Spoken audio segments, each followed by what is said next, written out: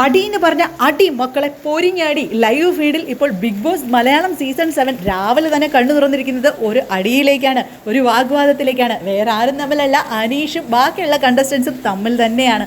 എന്തു തന്നെയായാലും അനീഷ് പറയുന്നതൊന്നും കേൾക്കാൻ പോലും ഒരു കണ്ടസ്റ്റൻറ്റും കൂട്ടാവുന്നില്ല എന്നുള്ളതാണ്. അനീഷ് തന്നെയാണ് അതിൻ്റെ കാരണം. എല്ലാവരെയും വെറുപ്പിച്ചിട്ടിരിക്കുകയായിരുന്നല്ലോ കഴിഞ്ഞ ദിവസങ്ങളായി.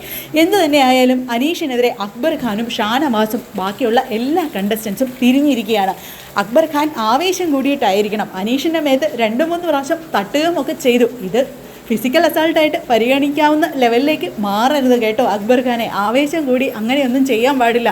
എന്തു തന്നെയായാലും അനീഷ് പറയുന്നത് കേൾക്കാൻ കൂടി തയ്യാറാവാണ്ട് ഒച്ചയിൽ കൂവുകയും അനീഷ് പറയുന്നത് കേൾക്കാതിരിക്കാൻ ബഹളമുണ്ടാക്കുകയും ചെയ്യുകയാണ് അവിടെയുള്ള കണ്ടസ്റ്റൻസ്. എന്തായാലും അടിയോടുകൂടി രണ്ടാമത്തെ ദിവസം തുടങ്ങിക്കഴിഞ്ഞു.